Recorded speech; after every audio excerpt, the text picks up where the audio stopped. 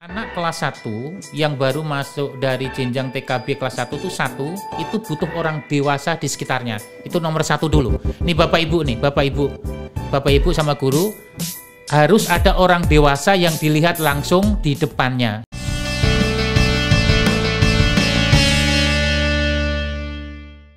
Halo sahabat Erlangga, kembali lagi di AirPod Erlangga Podcast bersama penerbit Erlangga.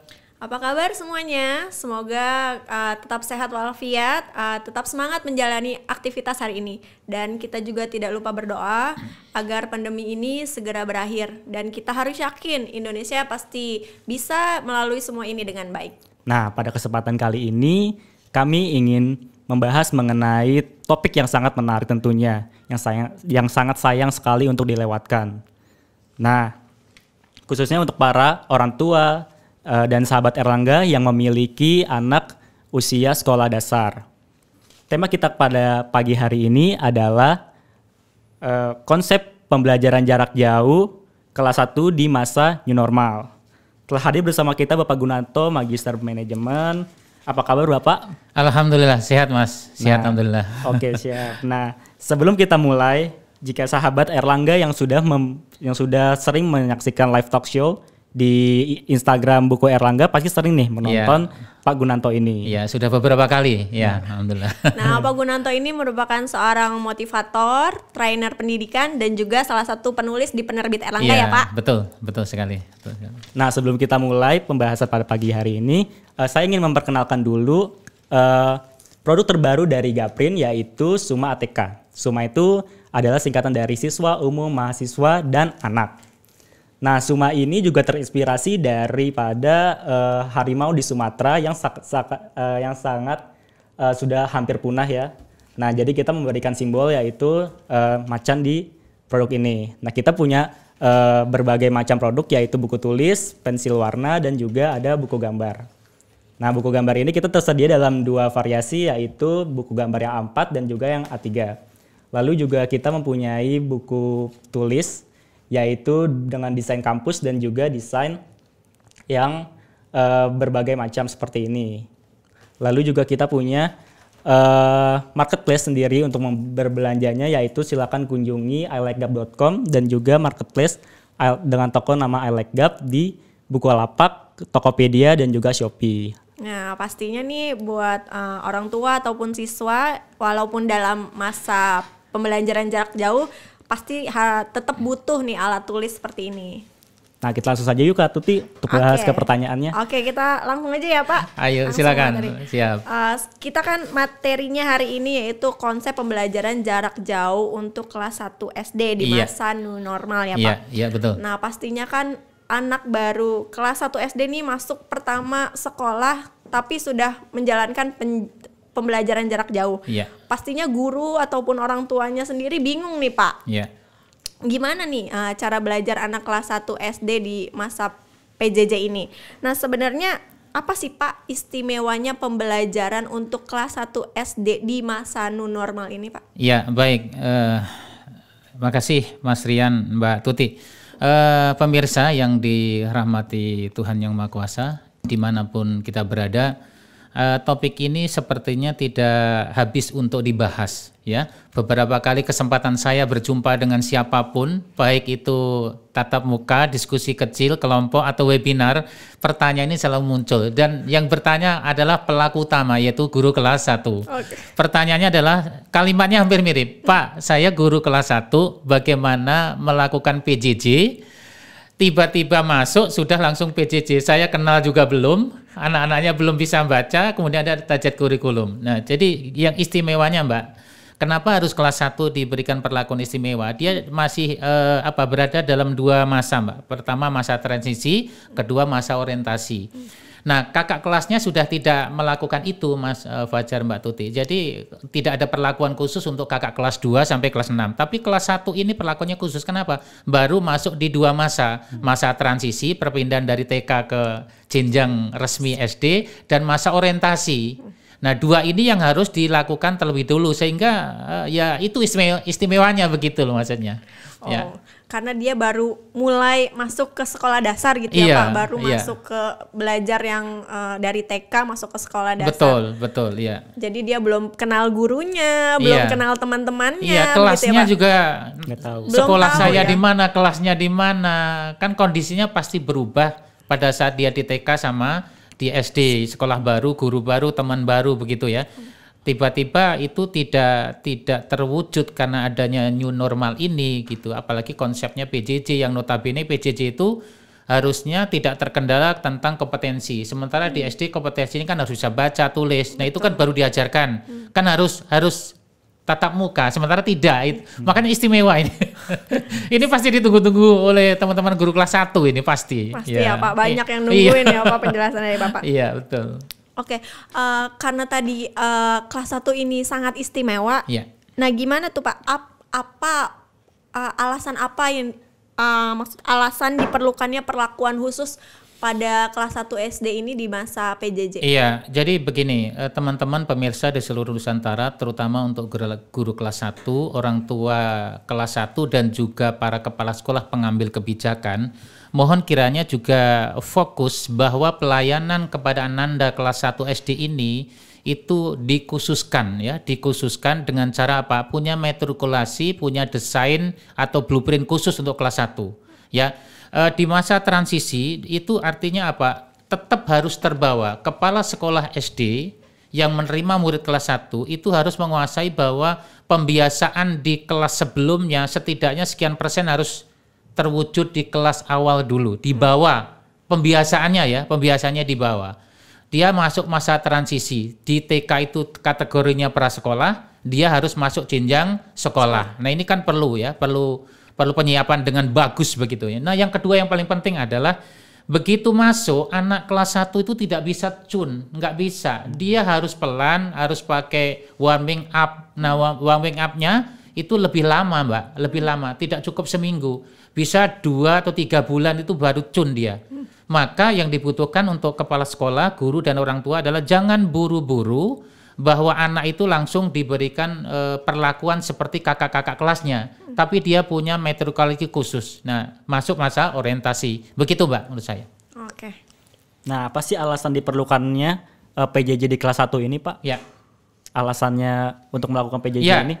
jadi gini, sebenarnya kalau saya boleh memilih untuk kelas 1 PJJ-nya kita gunakan konsep blended atau hybrid sebenarnya. Saya setuju. Jadi ada kalanya pakai daring, ada kalanya tatap muka. Kalau tatap muka di sekolah belum, gurunya bisa melakukan tatap muka melalui home visit dan sebagainya begitu menurut saya.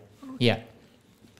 Nah, sebenarnya nih Pak, apa sih kebutuhan utama kelas 1 SD ini? Iya, pertanyaan bagus Mbak. Begini Mbak, anak kelas 1 yang baru masuk dari jenjang TKB kelas 1 itu butuh orang dewasa di sekitarnya. Itu nomor 1 dulu. Nih Bapak Ibu sama guru, harus ada orang dewasa yang dilihat langsung di depannya supaya ada bonding, sentuhan-sentuhan. Kemudian bisa mengarahkan. Kemudian yang kedua, harus ada benda konkret yang dipegang. Nah ini, dan cara megangnya, kemudian apa yang dilakukan tentang benda itu harus ada orang dewasa yang mengarahkan. Kemudian yang ketiga adalah pembiasaan harian, itu harus terkontrol orang dewasa sekitarnya. Itu 3 kebutuhan itu yang harus ada. Nah bagaimana caranya, nanti akan kita bahas lebih lanjut. Begitu Mbak menurut saya. Jadi intinya kalau siswa kelas 1 SD ini belum bisa sendiri gitu ya Pak, Iya, harus iya. ada yang mendampingi. Intinya seperti itu. Ya. Oke. Nah, bagaimana sih Pak harusnya peran orang tua dan guru nih dalam menghadapi PJJ di kelas 1 ini Pak? Iya, keberadaan orang dewasa itu yang paling utamanya adalah anak itu kan paling banyak belajar dari yang dilihat dan yang dilakukan, ya kan? Maka kalau menggunakan desain ini, orang dewasa di sekitarnya, baik guru atau orang tua, itu harus jadi role model Mbak, Mas Fajar. Jadi role model, kemudian syukur-syukur nih dengan ikhlas orang tua itu rela menjadi asistennya guru dalam tanda kutip gitu. Itu keren itu kalau bisa dilakukan. Asistennya guru ya, Pak? Asistennya guru, iya. Jadi seakan-akan saya ini guru gitu loh ya. Oke, gitu Mbak menurut saya. Nah, dalam PJJ saat ini nih Pak, Iya.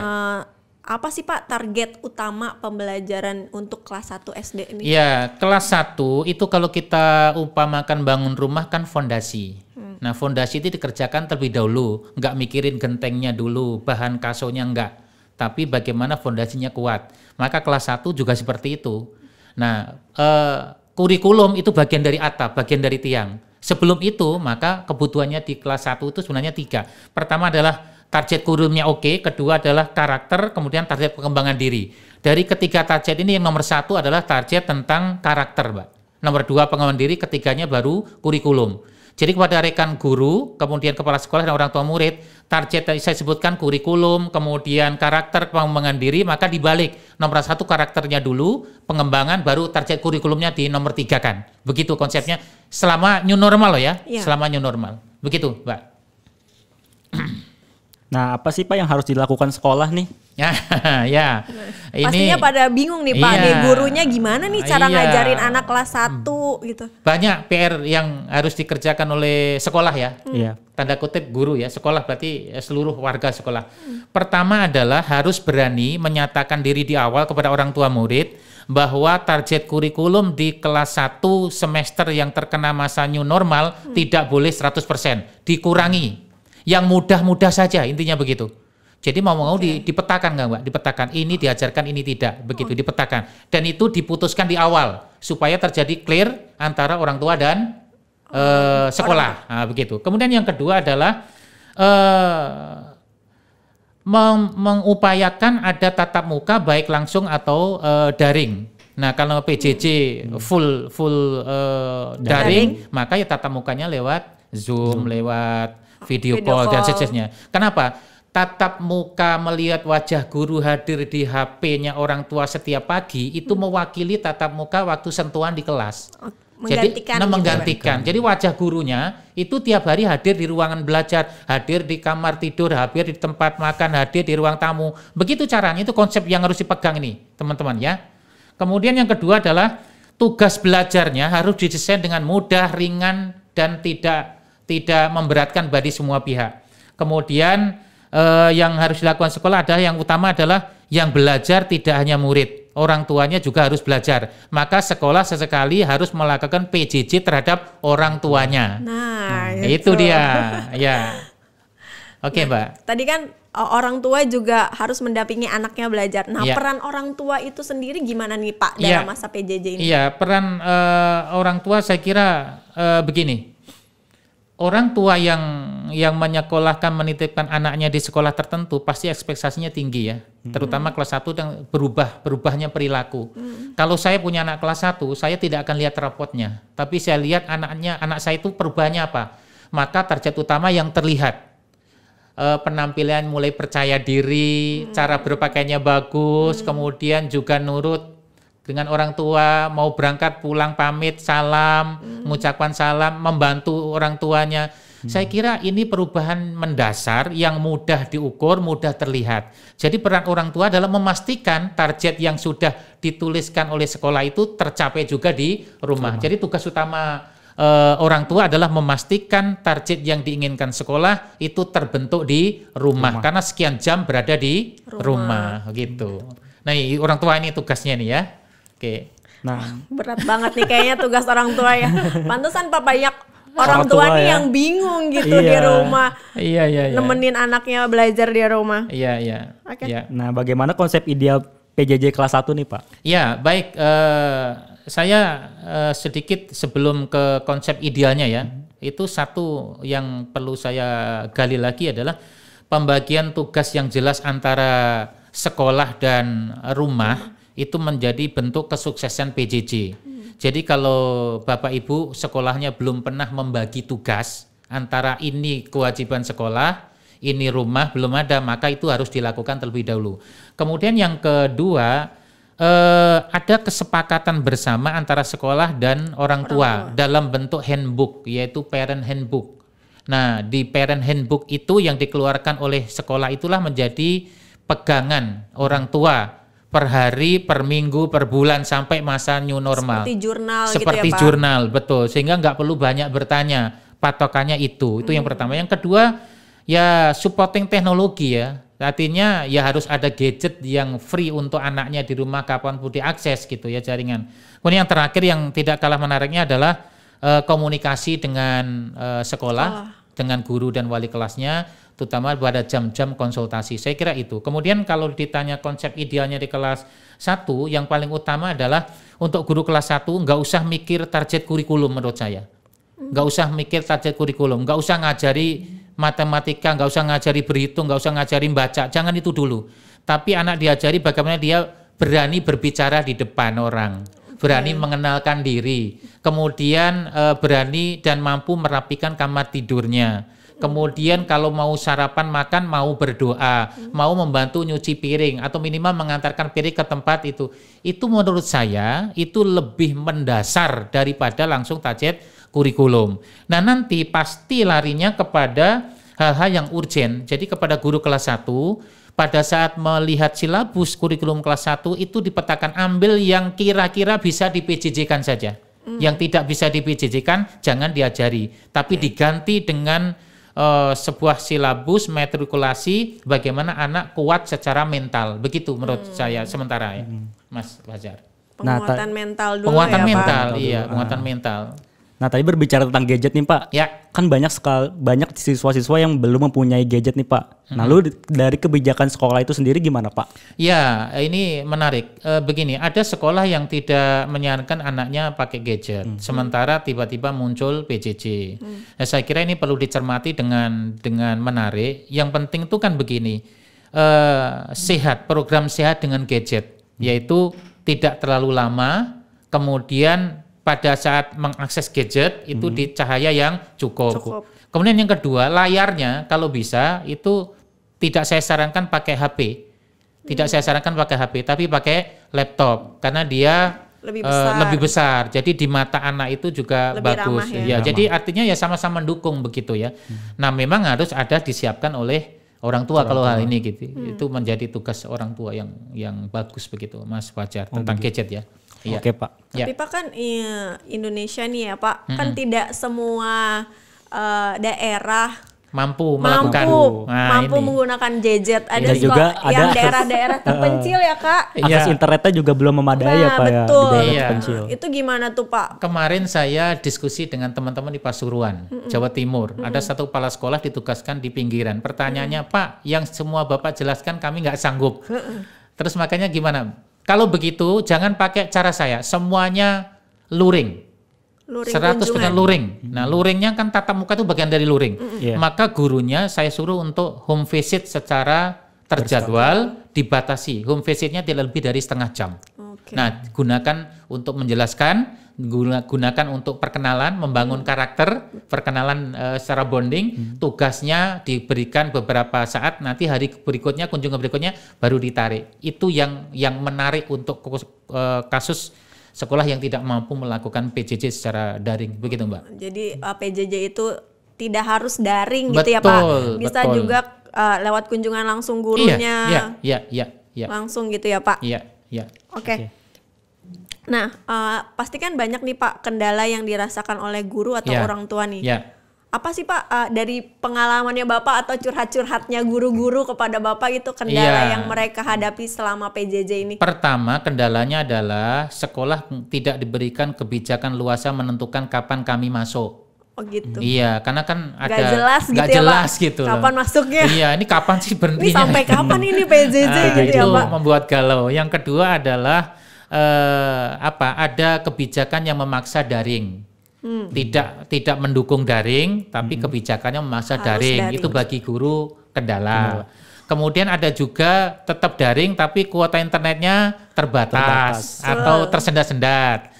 Nah, pada akhirnya kendala-kendala itu muncul, dan yang terakhir yang masuk ke saya masalah penilaiannya, Mbak. Oh iya, bagaimana tuh Pak penilaian? Nah, begini teman-teman di seluruh Nusantara, guru-guru kelas 1, penilaian di kelas 1 selama new normal ini konsepnya, rumusnya boleh menggunakan yang dari Kemendikbud, dari Diknas.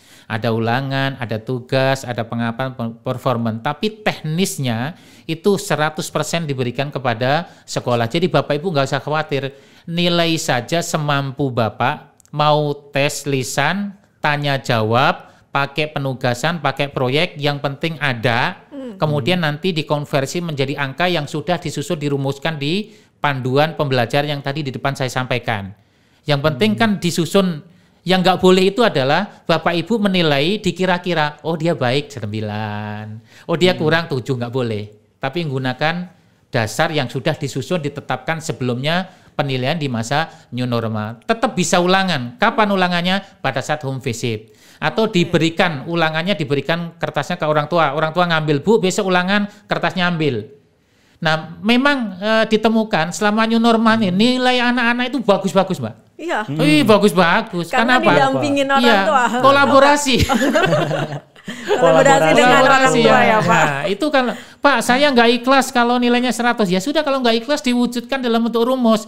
PR tugas yang diberikan ke rumah nilainya jangan 100%, dibobotkan 80%. Kalau yang pasti ditangani guru baru 100% itu baru clear. Oh iya ya Pak, iya begitu saja. Daripada gurunya galau nggak ikhlas, ngasih ulangan nggak ikhlas. Nilainya 100 mau masukkan nilai nggak ikhlas. Ya sudah dibobotkan saja. Berapa? 80%. Boleh. Karena yang 20% pasti dibantu. Itu kan sebenarnya pemahaman negatif ke murid kan, gurunya udah negatif ke murid itu. Iya kan? Ini pasti dibantu nih, pasti bantu. Ya, negatif itu. Kita kan guru nggak boleh. Ya? Nggak boleh punya persepsi negatif ke murid kan ini. Siapa tahu emang dia berusaha sendiri ya, Pak. Pak. Makanya nih Bapak Ibu nih istighfar nih ya. Jadi soal penilaian ini memang sudah ada standar tersendiri ya Pak ya? Iya, begitu. Jadi di kementerian juga memberikan keluasaan. Jadi ini para kepala dinas, kepala bidang juga sudah memberikan keluasaan lah begitu ya. Oke, ya.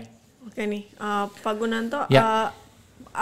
selama PJJ ini ada nggak sih curhatan atau kendala dari guru-guru ke Pak Gunanto itu yang paling banyak tuh apa curhatan mereka? Iya, intinya mereka itu kan kalau daring, jadi gini Pak, pemahaman guru tentang daring itu nggak kafah. Belum menyeluruh. Jadi mereka tuh di bayangannya ngajar itu ya pakai laptop, kemudian di situ ada aplikasi, kemudian ada video-video pembelajaran, kemudian tatap muka itu, dan gurunya harus membuat materi sendiri.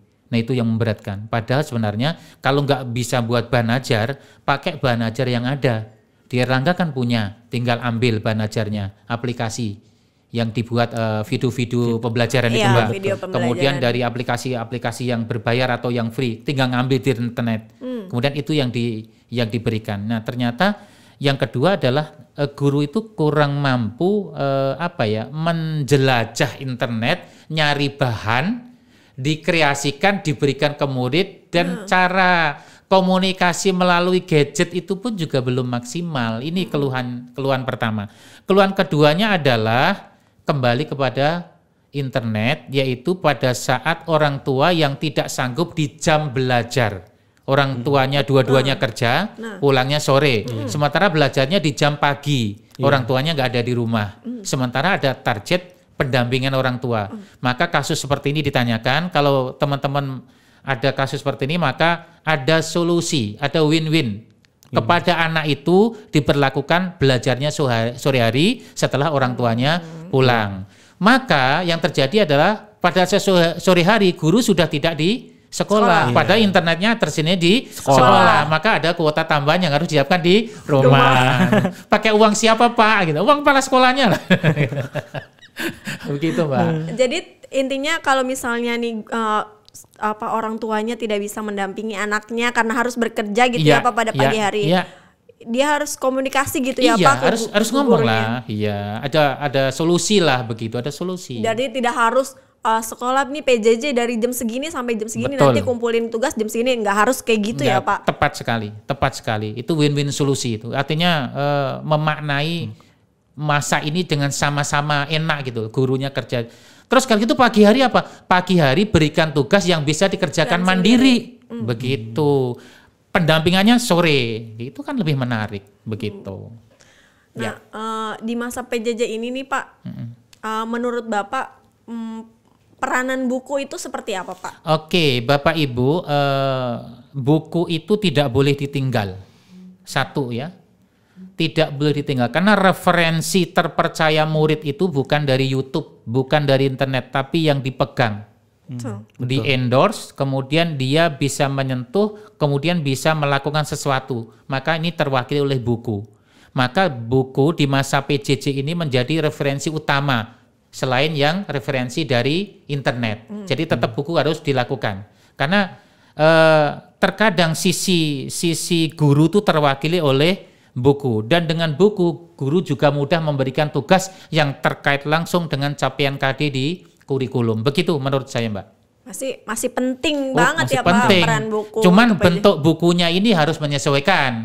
Kalau awalnya selama masa tidak ada pandemi itu bukunya bentuknya handout cetak. Nah, Fisik. sekarang dibutuhkan buku dalam bentuk lain. bentuk lain juga diperlukan Iya, gitu ya yang Pak. sesuai dengan ini ya mungkin E-book. e-book. Iya, itu kan keren itu. Artinya menyesuaikan kebutuhan begitu kan. Oke. Iya, menurut saya itu, Mbak.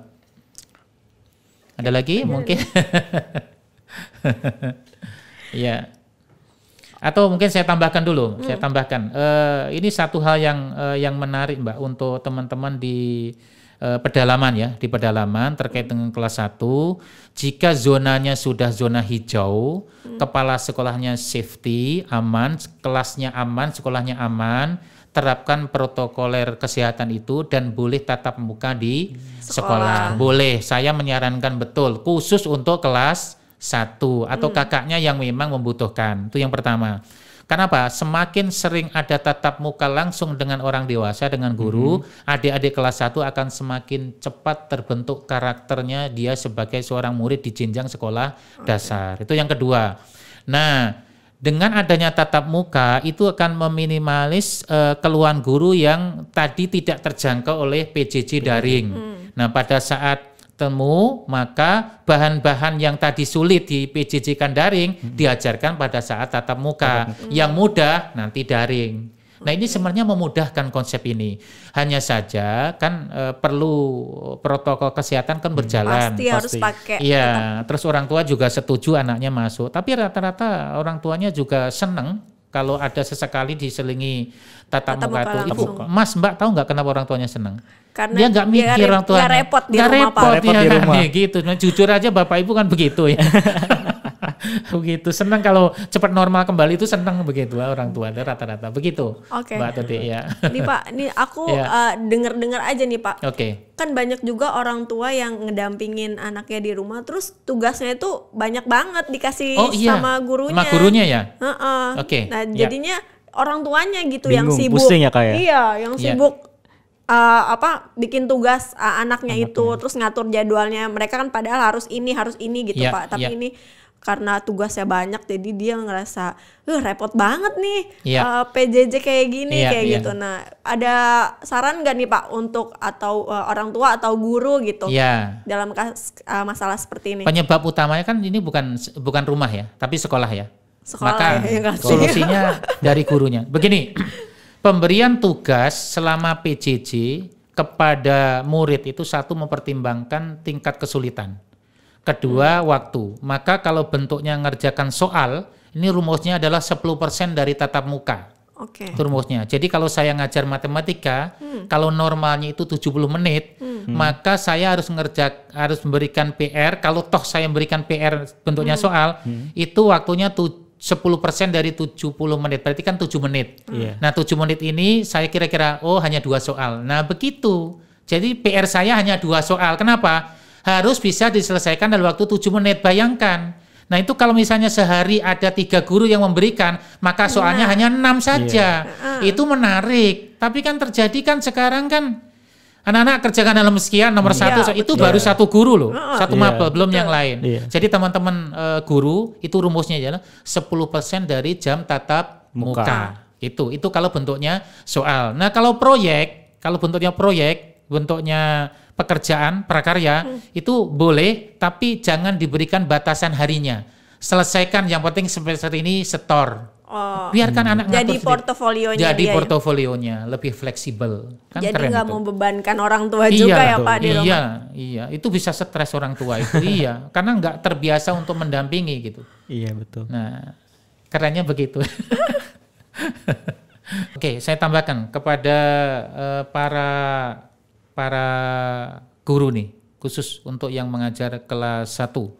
Apa yang dilakukan secara real ya mulai minggu ini atau minggu depan, Saya ulang sekali lagi ya, untuk guru yang ngajar kelas 1 mulai minggu ini, minggu depan, supaya kita sekaligus review tadi materi kita yang kita lakukan. Pertama adalah guru kelas 1 harus membuat panduan PJJ kelas 1. Setiap sekolah harus punya. Kemudian disahkan oleh kepala sekolah. Isinya apa buku panduan itu? Pengantar kepala sekolah, kemudian konsep PJJ yang dipilih, ya seperti apa di sekolah Bapak Ibu, tentunya pasti pakai pertimbangan. Kemudian nanti pola komunikasi yang harus dilakukan antara sekolah dan rumah. Kemudian yang paling penting adalah jadwal harian. Jadi kalau sekolah sudah menetapkan PJJ itu 6 bulan ke depan misalnya ya Mbak ya Mas, sampai Desember 2020, maka di bayangan saya sebagai orang tua saya punya gambaran apa yang terjadi selama bulan Juli, apa yang terjadi Agustus, September, Oktober sampai Desember, dan kapan ada ulangan harian, kapan proyek, kapan ada parenting, kapan saya jadwal konsultasi, itu yang paling top. Terjadwal semuanya. Terjadwal. Pak. Jadi itu sudah 50% pekerjaan guru bisa tertangani itu ya, karena pertanyaan orang tua sudah terjawab. Itu yang pertama. Kemudian yang kedua, tadi di depan saya menyinggung masalah pertemuan dengan orang tua murid ya. Bagaimana cara melakukannya? Nah, guru kelas 1 setelah punya produk panduan pembelajaran di kelas 1 itu, maka sosialisasikan segera kepada orang tua dengan berbagai cara.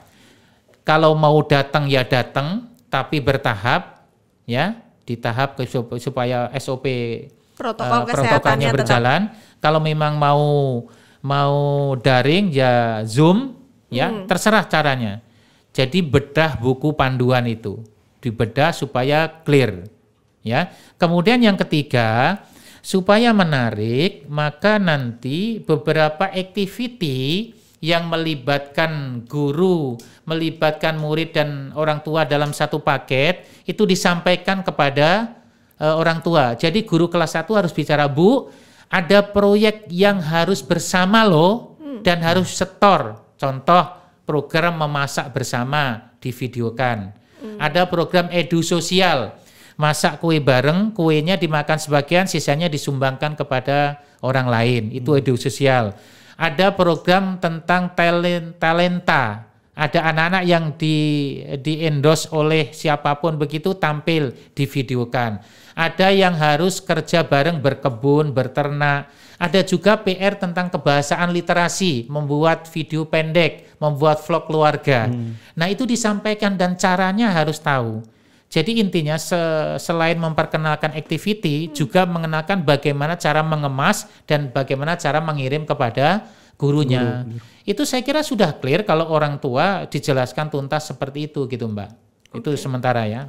Dari awal sudah dijelaskan kepada orang tua ya. Jadi Mbak, nantinya ketika pas pelaksanaannya orang tua tidak bingung lagi gitu ya Pak. Betul. Nah, yang saya sampai sekarang belum menemukan formula itu adalah kalau orang tua tidak punya daya dukung teknologi, nggak mau tahu, itu kan urusan sekolah misalnya. Kemudian saya juga sibuk kerja, di rumah nggak ada Mbak. Padahal tatap muka juga tidak diinginkan. Nah itu kan sulit tuh. Maka kalau model begini nanti parenting model sektoral Mbak. Gimana jadi, tuh Pak? Sektoral. Gurunya melihat anak ini alamatnya di mana, cari teman terdekatnya. Jadi kelasnya pakai kelas home visit tapi kelompok. Nah, kelompok kecil gitu anaknya ditarik ke rumah yang terdekat, dijemput gurunya, ditarik, nanti dikepulangkan lagi. Itu juga menarik. Yang penting berbagai alternatif PJJ baik daring atau luring harus kaya, kaya guru kelas 1. Begitu kan Mbak, kelas 1 yang dibutuhkan. Intinya kita punya berbagai macam cara nih ya Pak ya, untuk bisa melaksanakan PJJ ini. Iya, makanya tadi di depan saya sampaikan kenapa penilaiannya fleksibel, karena pelayanannya juga fleksibel. Jadi kesimpulannya, saya guru kelas bisa mempunyai 4 desain PJJ. Saya melayani yang full daring, saya melayani yang semi daring, saya melayani yang luring, dan juga saya melayani yang anak berkebutuhan khusus. Nah, itu juga perlu Iya, diperhatikan perlu ya, Pak. perhatikan. Betul. Bagaimana anak berkebutuhan khusus tidak boleh menggunakan konsep yang tiga-tiganya. ABK harus tatap muka. Kalau toh daring, maka daringnya dipilih yang bentuknya pengembangan motorik kasar. Ya, karena anak kebutuhan khusus itu kan apa ya? Yang disentuh kan bukan masalah tangannya atau aktivitinya atau otaknya bukan, tapi pelayan dia dalam masa tertentu di ruangan tertentu. Nah, kita harus masuk ke ruangannya anak itu. Tapi notabene kan kita bukan seorang psikolog. Betul. Nah, kecuali kalau kita psikolog ya, tahu pelayanan jarak jauh kan kita bukan psikolog. Nah, kalau bukan psikolog maka pelayan terbaik ABK harus sering tatap muka. muka. Nah, teknisnya silahkan dibicarakan dengan orang tuanya maunya seperti apa begitu. Wah, berarti PR-nya gurunya juga banyak banget ya, Iya, Pak PJJ. boleh juga melibatkan orang dewasa ketiga pakai shadow, pakai guru pendamping Guru juga pendamping. boleh. Nah, boleh. Ya, guru shadownya didatangkan juga boleh. Berarti nanti pembelajarannya juga ditambah dengan guru shadow. Guru shadownya juga kita kondisikan caranya gini loh ya, begitu. Oke. Ya tugas guru banyak gitu. Tugas guru banyak nggak apa-apa, nggak masalah itu. Asalkan kita ikhlas, kekuatan muncul begitu. Betul. Betul sekali, Pak. Harus ikhlas intinya ya, Harus Pak. ikhlas, iya. Kalau nggak ikhlas Harus- repot. Ya. Iya, betul. Gurunya Iya. juga harus kreatif menilai anak ini, oh anak ini kayak gini, anak ini Iya, kayak gini. iya, iya. Pastinya beda-beda kan ya. Caranya Pas tentunya tiap beda-beda, Kak, ya. perlakuannya beda-beda. Jadi Iya. harus gimana caranya PJJ bisa berjalan dengan lancar. Jadi gurunya juga harus inovatif, harus kreatif melihat itu semua gitu ya, Pak. Ya, dan ini satu lagi yang menarik, Mbak. Ini kekuatan kata-kata dan diksi daripada netizen ini, Mbak. Apa tuh, Pak? Itu kan gini, begitu viral kelas 1, satu sekolah yang tidak sanggup melakukan begitu ya, itu langsung viral. Itu sebenarnya siapa? Kan netizennya kan. Maksudnya para netizen di medsos itu berlakulah bijak kalau melihat sesuatu di lapangan tidak berkenan di hatinya, nggak perlu di medsoskan lah begitu. Karena kondisi setiap sekolah kan beda-beda. Betul. Termasuk misalnya saya punya anak saya titipkan di sekolah A tidak sesuai dengan ekspektasi saya untuk PJJ. Ya sudah sabar saja karena semua orang akan mengalami hal yang sama begitu. Kita urun rembuk saja, memberi masukan terbaik kepada pihak sekolah. Pak, saya usulannya gini kalau boleh dicoba. Begitu akan lebih menarik daripada negur. Dia sendiri yang ditegur ini, sekolah ini sudah pusing, sudah repot menyiapkan konsep, dapat teguran-teguran yang itu di medsoskan, itu nggak bagus begitu. Jadi di medsos juga untuk teman-teman guru, para praktisi pendidikan, ya saya mengajak supaya ikut meredam suasana yang kurang kondusif di medsos, kemudian juga nanti memberikan solusi lah. Kalau ibu bapak punya solusi, tampilkan menjadi status, tampilkan tulisan-tulisan menarik, ikut menjadi motivasi tersendiri, begitu kan lebih top begitu maksudnya ya. Betul. Berarti ini harus kerjasama antara guru, orang tua, sekolah, semuanya harus bersinergi gitu ya, Pak. Iya. Nah, satu yang perlu kita bahas lebih lanjut, Mbak, tentang tadi di awal saya sampaikan target kurikulumnya dikurangi ya. Betul. Nah, itu kompetisi dasarnya gimana nih, iya, Pak? kemarin ada bertanya, Pak, apakah kurikulumnya itu dirubah, Pak? Ada pertanyaan itu. Boleh dirubah. Ada pertanyaan, Pak, selama pandemi apakah ada kurikulum khusus? Dia bertanya. Oke. Terus apakah ada penilaian khusus? Saya jawab tidak. Yang adalah buku panduan BDR, belajar dari rumah yang sudah dikeluarkan. Terus penilaiannya juga diatur sedemikian rupa. Nah, masalah menyederhanakan kurikulum itu, kan begini, yang jadi masalah itu. Kelas 1 5 tema misalnya, 5 tema dalam satu semester. Berarti masa new normal kan? Kelas 1 4 tema dong, Pak. 4 tema selama 6 bulan ke depan. Betul. Nah, menurut aturan di BDR itu kan bisa disederhanakan. Ada dua cara menyederhanakannya. Pertama, itu dari 4 tema itu tidak perlu diajarkan keempat-empatnya. Cukup mungkin 2 atau 3. Ya, 2 atau 3. Itu cara menyederhanakan yang pertama.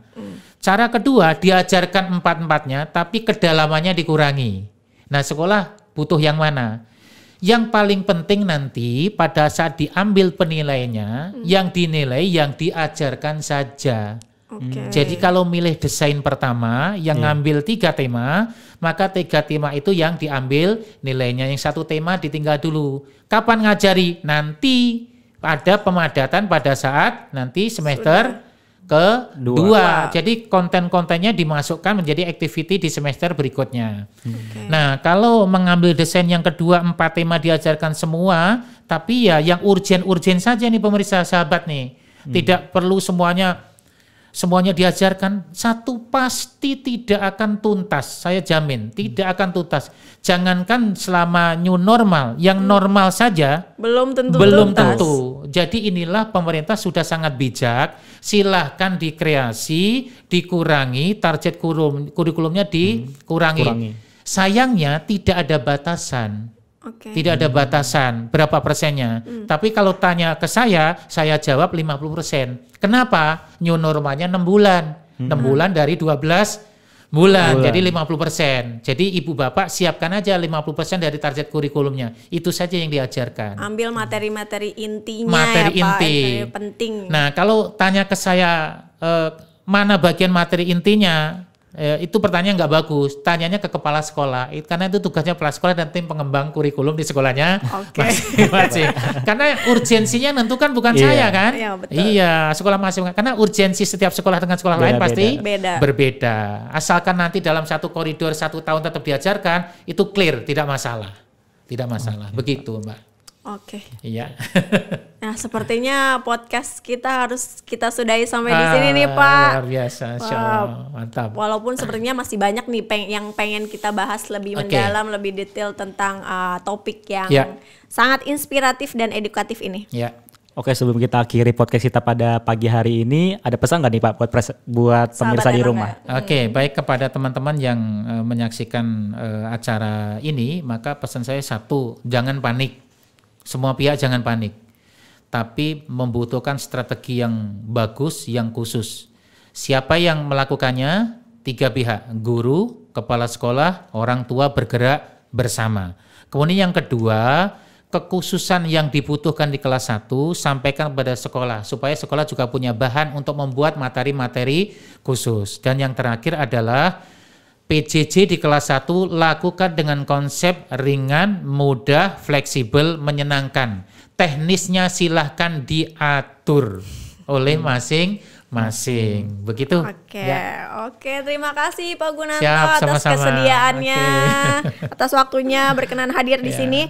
Semoga apa yang sudah kita diskusikan bersama hari ini bisa bermanfaat untuk semua sahabat Erlangga ya Pak. Sama-sama, siap, mudah-mudahan. Nah, sahabat Erlangga, sebelum kita tutup, dapat kita simpulkan bahwa PJJ di kelas 1 ini merupakan memerlukan strategi yang khusus karena anak kelas 1 ini juga khusus ya Pak, betul. Karena baru masuk ke sekolah dasar. Ya. Nah, oleh karena itu diperlukan sinergi atau kerjasama antara guru, orang tua, dan siswanya itu sendiri, dan juga mungkin orang-orang di sekitarnya, bahwa PJJ kelas 1 ini perlu mendapatkan perhatian yang khusus.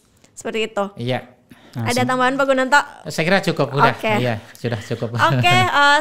Sekian AirPod kita kali ini ya. Iya, betul Kak. Nah, terus saksikan AirPod di YouTube pada kanal Erlangga Inspirasi Channel, karena kami masih punya pembahasan yang lain yang tentunya sangat menarik dan juga bermanfaat untuk kita bahas bersama. Semoga sahabat Erlangga semua selalu diberikan kesehatan dan tetap di rumah saja. Indonesia pasti bisa, Indonesia pasti pulih. Terima kasih dan sampai jumpa.